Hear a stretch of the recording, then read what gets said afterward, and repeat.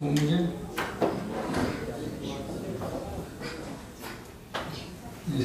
몸무게는 좀 그렇죠. 사람의 크기가 다른데, 그죠? 허리둘레는 어때요? 허리둘레는 상당히 설득력이 있습니다. 좀 이따 나오겠는데, 그 다음에 좀 아까 말씀하신 분이 계신데, 이 키와 몸무게 차이 얘기, 바로 이게 이제 구체화시키기 그래서요. 구체화시키려고 이거를. 몸집이 작은 사람도 있고 키가 큰 사람도 있고 다양한 인종도 있는데, 그거를 이제 구체화하다 보니까 이런 인덱스를, 지수를 만든 겁니다. 그래서 그 지수는 키의 제곱승, 그러니까 키를 미터로 환산했을 때 제곱승 분의 몸무게 킬로로 했을 때, 그래서 예를 들면 저의 경우를 보면 67kg, 요새는 좀 더 찐 것 같은데요. 제가 2달 동안 시골에 갔다 와서. 그 다음에 키에 이 미터니까 이렇게 해서 제곱승을 하면은 22.6. 이거는 뚱뚱합니까? 뚱뚱하지 않습니까? 제가 날씬해 보이죠, 그죠? 뭐 날씬하지 않지만 뚱뚱해 보이진 않죠. 그래서 그 기준을 보면 18.5에서 25 미만은 정상에 속합니다. 너무 작아도 문제고, 더 큰 문제는 25를 넘을 때 문제입니다. 이 서양에서는 오버웨이트라는 이 단어를 이 중간에 뒀어요. 비만하고 사이에. 근데 우리나라에서는 이따 얘기가 나옵니다만 25 이상은 비만으로 간주하고 있습니다. 그 이유도 이따 나옵니다. 자, 그러면 자, 여러분들 이건 뭐 혼자서만 계산을 해보세요. 남자인 경우, 그래서 우리가 25 미만이 되기를 바라는데, 내가 과연 25가 넘느냐 안 넘느냐. 남자는 되게 이제 170cm가 표준 키라고, 지금은 뭐 훨씬 더 크죠. 그렇지만 이제 쉽게 얘기해서 180보다는 170에 가까우니까 했을 때 몸무게가 얼마 이하면 이 체질량 지수가 25 미만이 되겠는가. 이거 수학 시간인데 아주 중학교 1학년 수학이에요. X는 그럼 어떻게 구해요? X는 1.7 자승 곱하기 25가 X가 되죠. 그죠? 여기에 2 있는 분 있으세요? 혹시 수학 선생님 계신가요? 그렇게 되면 이게 X가 얼마가 나와요? 72. 그러니까 170 키인 분은 몸무게가 70 안 넘어야 됩니다. 어떤 이유로든. 내가 뭐 한 75다 키가, 뭐 그러면은 70 좀 넘어도 되겠지만. 자, 그럼 이제 여자분들도 마찬가지로 이제 한 표준 키를 160으로 봤을 때 몸무게가 64가 넘으면 그거는 좀 체중이 오버됐구나, 이렇게 기준으로 생각하시면 돼요. 자, 그럼 이제 다 제 나름대로 얘기들은 안 하시는데, 어떤 분은 웃고 있고 어떤 분은 얼굴이 부져졌지만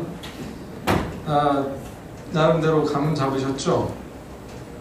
이 비만 인구 비율이, 그래서 이 원래는 BMI를 30 이상을 비만이라고 그래가지고, 이 미국은 지금 이렇게 38%, 캐나다는 23%, 한국은 훨씬 못 미치는 뭐 10%도 안 되지만, 문제는 이 오버웨이트, 과체중으로 했을 때는 훨씬 더 많다는 거예요. 그래서 이것과 이것을, 아니 이 정도로 했을 때는 거의 미국의 인구의 거의 대부분이 과체중 또는 비만. 캐나다도 3분의 2가 과체중 또는 비만. 우리나라는 한 3분의 1이라고 그러는데 사실은 3분의 1이 좀 넘고 있죠, 지금은. 다음 슬라이드를 또 보시면, 왜 우리나라는 25로 해야 되는지를 잠깐 설명드리는데, 우리는 25로 했어도 미국 사람들은 30으로 했어도 그 사람들의 혈압, 혈당, 중성지방, 콜레스테롤을 보면은 삐까삐까해요.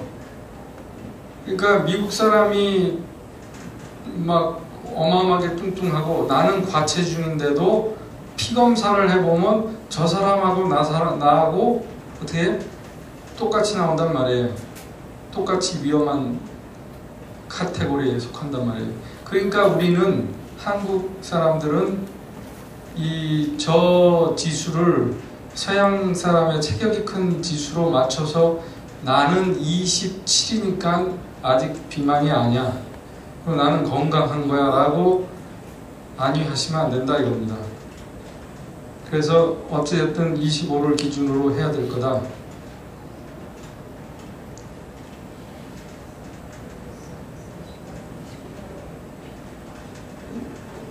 이런 의자 보신 적 있어요? 저는 관공서 이 캐나다에서 그렇고 종종 봤어요. 처음에는 2인용인 줄 알고 제가 이렇게 같이 앉고 그랬거든요. 사실은요, 이게 지금 많아지고 있습니다. 이제 여러분들 잘 보세요. 어디 가서 보시면 이런 의자가 점점 눈에 띄기 시작할 거예요. 저게 1인분입니다. 그렇다면 비만이 있으면 어떤 일이 있겠는가? 저희 아까 여러분들 잘 아시는 이제 BMI를 가지고 얘기하는데 이거는 사망의 확률이에요. 보통의 확률을 그냥 1이라고 칩시다. 1이라고 치면은 비만이 되면요 3배 이상 증가해요. 사망 확률이. 그 확률이 3배 이상 증가한다는 거는 상당히 위험한 거죠. 러시안 룰렛 디어 헌터에서 나오는 거 그거 아시죠? 총알 하나 넣고 돌려가지고 자기 머리에 대고 이렇게 당기는 거. 네? 거기다가 총알 3개 넣고 당긴다고 한번 생각을 해보세요. 하나야 뭐 확률이 확 줄어드니까 3개다. 그러면 한 판에 끝날 수가 있잖아요. 그러니까 이 3배라는 감을 제가 말씀드리기 위해서 조금 비근한 예를 보여드렸습니다. 이 프레밍햄이 지역 이름인데 이 논문이 발표된 게 67년에 발표가 됐습니다. 제가 아까 말씀드렸다시피 비만이라는 건 부의 상징이고 엘리트의 상징이고 고상함의 상징이었던 게 가만 미국 사람들이 보다 보니까 이상하게 그런 사람들이 운이 나쁘게 심장마비로 잘 가더라 이거예요. 그래서 미국의 NIH, National Institute of Health가 우리 한국말로 하면 뭐라고 할까요? 보건진흥청? 뭐 그런 쯤에서 주관해서 대대적인 스터디를 한 겁니다. 연구를. 그래서 어떻게 했냐면 이 마사추세츠주가 어딘지 아시죠? 동부에? 거기에 뭐 뚱뚱한 사람도 많이 살고 그런 동네겠죠. 그 프레밍 지역을 잡아가지고 5,000명이 넘는 성인을 12년 동안 관찰을 했어요. 근데 이게 뭐 이렇게 쉬운 게 아닙니다. 사실은. 이렇게 말이 그렇지 12년 동안 누가 한 1년에 몇 번씩 불러서 혈압 체크하고 피검사도 해보고 전화해가지고 지금 잘 살고 있냐, 그 사이에 중풍 왔냐, 심장마비 겪은 적이 있냐 계속해서 12년간을 5,000명이 넘는 남녀를 관리를 해왔어요. 그리고 12년이 넘은 다음에 봤더니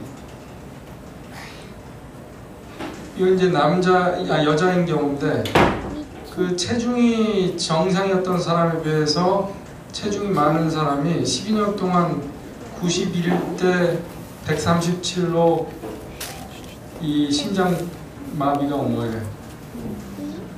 심장마비가. 그러니까 통계적으로 볼 때 유의하게 많은 수에서 심장마비가 오고 있다는 걸 확인했어요. 남자인 경우는 더 심해요. 차이가 현저해요. 그래서 비만이라는 거는 결코 좋은 게 아니다 라고 확인했고, 그래서 지금도 저도 이 아이폰에 보면은 이 이제 환자들 보다가 혈압도 좀 있고 몸도 약간 나온 것 같고 그러면은 그 사람의 데이터를 넣으면은 당신이 심장병에 걸릴 확률이 몇 %라고 하는 게 있어요. 그런 애플리케이션이. 그에게 여기에서 나온 이 데이터를 가지고 만든 겁니다. 그러니까 그만큼 이 연구 논문은 옛날 거지만 아직도 어떻게 보면 주춧돌 역할을 하는, 그 뒤로 물론 무수히 많은 논문들이 나왔죠. 이거는 이제 다른 최근에 그 2002년도에 이제 미국 의학학회지에 발표된 논문인데, 여기 보시다시피 이 보통 체중에 비해서 지금 그때에 비해서 좀 시간이 지났죠. 한 30년 이건 지난 다음 얘기니까 3배, 4배 가까이 심장마비로 이제 사망하고 있더라. 그러면 도대체 왜 비만이 심장마비, 중풍, 고혈압, 당뇨 이런 걸 유발하는지, 그래서 비만과 관련된 질병들은 어떤 건지를 제가 이제 한번 열거를 해봤는데, 자, 이런 뭐 다 무시무시한 병들이 있고, 뭐 가볍게는 통풍, 관절염, 관절염 중에서도 퇴행성 관절염이 잘 오고요. 뭐 역류동식병 뭐 이런 것도 있지만 암. 그래서 이 암은 또 우리가 시리어스하게 생각하잖아요. 한국 사람들의 경우 이것도 생로병사에서 출처된 건데, 지금 이 비만이 점점 증가함에 따라서 똑같이 따라서 증가하는 암들이 눈에 띄기 시작했어요. 다른 암들은 그대로 있는데 그게 바로 직장암, 대장암, 전립선암, 갑상선암. 그 다음에 여성인 경우에는 갑상선, 유방암, 대장암. 그래서 비만이 있는 사람들은 저런 지금 열거된 암에 걸릴 확률이 상당히 높습니다.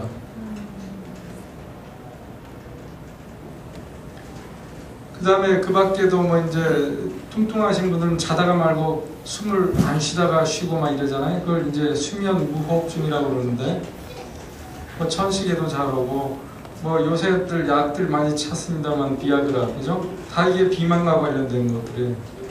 뭐 하다못해 우울증이라든지 사회에서 보는 네거티브한 인식들이라든지 다 이런 게 관련이 돼 있는데, 더 중요한 거는 바로 이런 심장, 뇌혈관, 당뇨. 그래서 이것들은 가만 봤더니요, 이 깡패들처럼 몰려다녀요, 지네끼리. 그래서 이제 요새는 이 유식한 말로 대사증후군, 메타볼릭 신드롬, 이거를 이제 어떤 의학자가 주장을 한 지가 지금 꽤 됐는데, 처음에는 뭔지 몰랐어요. 왜 그런지. 그래서 신드롬 X, X는 뭔지 잘 모르겠지만 분명히 이거는 뭔가 있는 거다라고 했다가, 아, 그게 바로 대사라는 게 뭐예요? 신진대사가. 신진대사가 뭡니까? 이거는 중학교 질문. 대답이 기니까 다 아시는 건데 얘기를 안 하신 거죠? 먹은 게 어떻게 에너지원으로 쓰이고 어떻게 배설이 되고 하느냐, 이게 바로 신진대사 아니겠어요? 그러니까 그 신진대사가 일어나는 과정에서 오는 총체적인 병이더라. 그래서 나중에 나온다만 이 성인병의 종합 선물 세트. 여기서 이 그림이 물론 이제 생로병사에서 출처됐는데, 저는 약간 불만인 게 요 놈들의 가장 베이스는 요 얘입니다. 얘가 물론 간접적인 영향도 주지만 똑같은 영향을 주는 게 아니고 이 직간접적으로 영향